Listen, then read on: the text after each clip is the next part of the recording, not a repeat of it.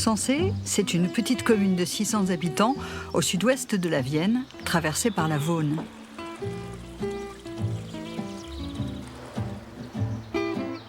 Elle est connue pour son site gallo-romain et pour son festival d'art lyrique. Mais si on délaisse le bourg pour prendre la clé des champs, on découvre le château de Marconnet. Bienvenue au château de Marconnet.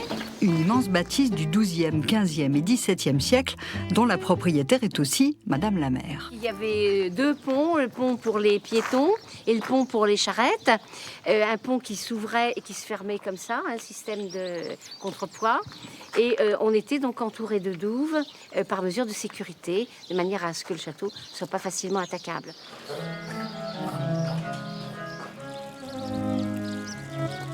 Au détour d'un escalier, on arrive sur une collection d'outils anciens. Ils ont 200 ans ou plus et racontent des histoires. Vous avez ce qu'on appelle un piège à loup. Vous avez ici un pic à loup. Vous avez donc des lanternes à loup. Et ça, c'est ce que l'on appelle un collier à chien à loup.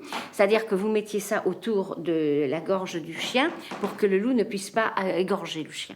Aujourd'hui, on ne craint plus les loups dans le Poitou, mais on pêche encore des anguilles de façon un peu moins brutale cependant. Ceci est une fouenne, c'est pour pêcher, enfin pour tuer des anguilles. Donc vous les prenez la fouenne comme ça, hop, et vous les écartelez, tout simplement. C'est les boyaux qui sortent, tout simplement. Au pied de l'église de Sensé, on trouve le traditionnel monument aux morts. Mais celui-là a une particularité. Le soldat victorieux a été peint en bleu horizon, la couleur de l'uniforme des poilus pendant la Première Guerre mondiale. Ce bleu était venu remplacer les pantalons rouge Garance qui faisaient des soldats des cibles de choix pour les ennemis. Même l'expression du visage du poilu a été dessinée pour la rendre plus réaliste. Le site gallo-romain de Sensé, quant à lui, a été découvert et fouillé à la fin du XIXe siècle par le père Camille Delacroix. Il a exploré 18 hectares, puis les a partiellement recouverts pour les rendre à l'usage agricole. 3 édifices sont aujourd'hui visibles, le théâtre, le sanctuaire et les thermes.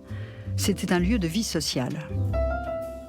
Les thermes, c'était vraiment un lieu de rassemblement où on venait se laver, l'hygiène était très importante, on venait se détendre, on venait faire du sport. Ici, vous aviez devant certainement une palestre, c'est-à-dire un espace où on faisait du sport. On venait échanger, on venait faire du business, on venait faire de la politique. C'était vraiment un lieu très très important de convivialité, de rencontre. Le théâtre est moins bien conservé, mais on devine encore les gradins où des centaines de personnes pouvaient prendre place.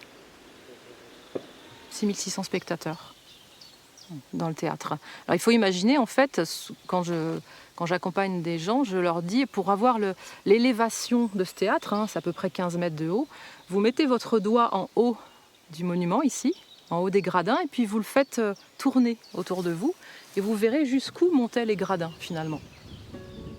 Le site gallo-romain doit faire l'objet de nouvelles fouilles. Elles devraient permettre, avec les moyens du XXIe siècle, de percer plus de mystères, à commencer par celui qui entoure le nom de cette ville.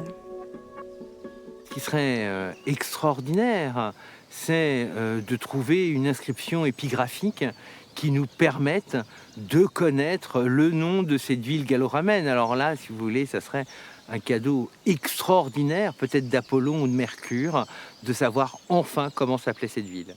Aujourd'hui, les combats de gladiateurs n'ont plus cours dans le théâtre antique, mais chaque année, autour du 15 août, c'est l'opéra qui règne en maître. Les soirées lyriques de Sensé sont devenues en 20 ans le 3e plus grand festival d'art lyrique en France, après les Chorégies d'Orange et le festival d'Aix-en-Provence.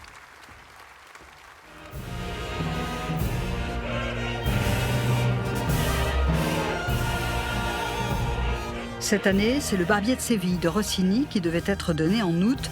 Mais comme beaucoup de festivals, l'édition 2020 a été annulée. Elle reviendra l'année prochaine avec l'un des opéras les plus célèbres au monde, Carmen de Bizet.